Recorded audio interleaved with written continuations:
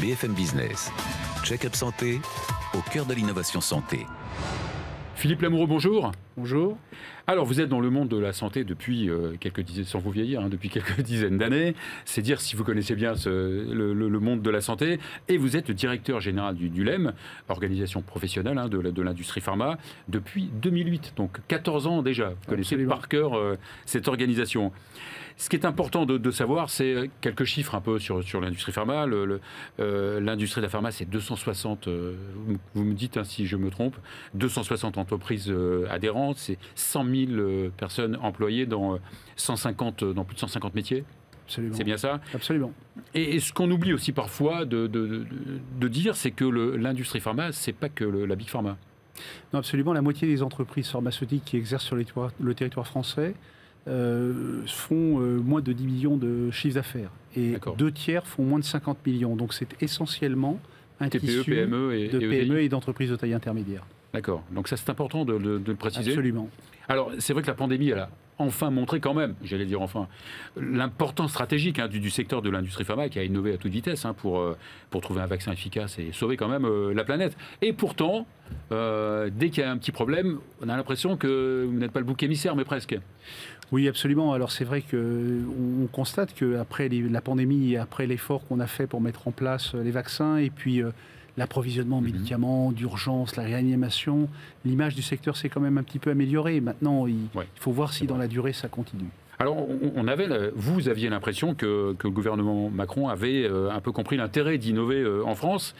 Et la sortie du PLFSS 2023 vous laisse un peu perplexe, c'est le moins qu'on puisse dire? Oui, ça nous laisse plus que perplexe. Dans ce PLFSS, en réalité, on a 4 enjeux dans le secteur. Le premier enjeu, c'est l'enjeu de l'innovation. On a en face de nous une vague d'innovation absolument incroyable. Des produits qui vont arriver, qui vont changer la prise en charge des patients, dans le cancer, dans l'immunothérapie, dans les maladies rares. On a un deuxième enjeu, c'est la souveraineté industrielle. Alors d'abord, pour l'innovation, mais qu'est-ce qui risque d'empêcher cette innovation, de la ralentir? Ce qui nous manque, c'est de la croissance. Et ce PLFSS, il nous inquiète beaucoup, parce que sur les 4 sujets, on va manquer de croissance. Donc, l'innovation, la souveraineté industrielle, tout le monde, vous le disiez, tout le monde a vu au moment du Covid que l'Europe, et notamment la France, était devenue très dépendante sur les produits matures de l'Asie du Sud-Est. On veut réindustrialiser. Le troisième élément, c'est l'inflation. Ça, c'est un élément nouveau. On est comme toutes les autres branches industrielles. On a 30% d'augmentation du coût de nos intrants. On a des augmentations très importantes sur l'énergie, sur les matières premières. Et on ne peut pas les répercuter, puisque vous savez que le médicament, c'est un produit qui a un prix administré. Donc on est bloqué. Et puis le dernier sujet, c'est l'accès des patients aux médicaments. Parce que quand on regarde bien ce qui se passe depuis quelques mois, on s'aperçoit que les ruptures d'approvisionnement augmentent, on arrête de commercialiser les produits, qu'on a des délais d'accès très longs pour les médicaments innovants et qu'il y a même des médicaments qui n'arrivent pas à rentrer pour être mis à la disposition des patients. Donc on a quelques voyants qui sont en train de passer à l'orange foncé et on attendait dans ce PLFSS une réponse du gouvernement et la réponse du gouvernement c'est écoutez, on va faire tout ça, mais on va le faire... On parle d'une économie de 1 milliard d'euros. Voilà, alors non, l'économie va être bien supérieure. Le gouvernement nous dit on va faire tout ça à moyen constant. C'est-à-dire que l'enveloppe de médicaments ne va pratiquement pas bouger.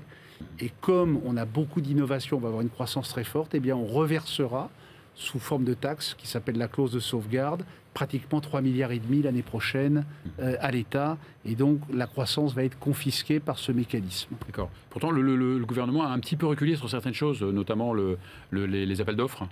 Alors il a reculé sur certains articles, les appels d'offres, effectivement, qui étaient une très mauvaise idée. L'idée, c'était de publier un cahier des charges et de référencer des produits. Mais référencer des produits, ça voulait dire dérembourser ceux qui n'étaient pas référencés. Donc réduire l'offre de produits, aggraver le phénomène de rupture. Et par ailleurs, ce système était très mal bâti. C'était des appels d'offres sur une durée d'1 an, ce qui montre que ce sont des experts qui ne connaissent pas les chaînes de production. On n'arrête pas une chaîne d'un an. Encore une fois, les entreprises étrangères qui pouvaient gagner les marchés à la place de... Alors évidemment, il y aurait eu un risque de délocalisation probablement d'une partie de l'activité. Alors je sais que vous vous êtes réunis il y a quelques jours avec le LEM pour faire des propositions. Est-ce qu'on peut encore, il est temps encore de faire que ces propositions soient oui, écoutées, vous savez, on a l'habitude de dire que dans une loi de financement de la sécurité sociale, il y a les chiffres et il y a les lettres. Bon, les lettres, c'est ce qu'on appelle les articles de loi. Ces articles, ils sont en train d'être discutés. Le gouvernement a accepté de rouvrir la discussion sur certains articles, d'en retirer d'autres.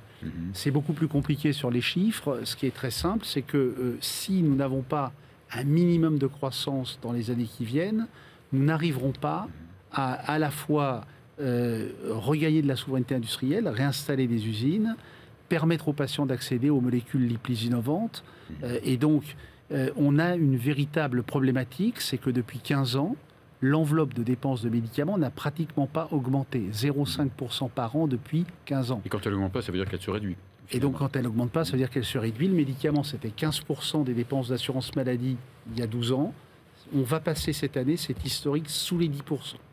Ça veut dire qu'on a décapitalisé le médicament d'à peu près 6 milliards d'euros en 12 ans et qu'on ne sait plus financer l'innovation. Il faut absolument un sursaut, il faut absolument qu'on retrouve de l'oxygène, qu'on retrouve de la croissance, parce que les produits sont en train d'arriver et ce sont des innovations fantastiques qu'il va falloir mettre à la disposition des Français. Et donc ces propositions concrètes, donc bien sûr qu'il faut revenir sur cette croissance, sur la possibilité d'innover, mais qu'est-ce que vous proposez? Est-ce qu'on peut revenir en arrière sur ce PLFSS? Alors on espère que le montant sera revu parce qu'aujourd'hui il est vraiment extrêmement bas. Il est d'autant plus bas qu'il ne correspond pas aux engagements qui nous avaient été donnés en 2021, puisque le président de la République s'était engagé à un taux de croissance minimum de 2,4% pour les produits de santé pendant 3 ans. On est très très très en dessous de la barre cette année. Il faut absolument, effectivement, trouver les moyens de donner un nouvel élan. Sinon, nous sommes inquiets sur l'accès des médicaments pour les patients français, qu'il s'agisse d'ailleurs des produits matures ou des produits innovants. Et bien sûr, c'est toujours le patient à la fin qui en est la victime. Absolument. Oui. Merci beaucoup Philippe Lamoureux, directeur général du LEM. Merci beaucoup. Merci.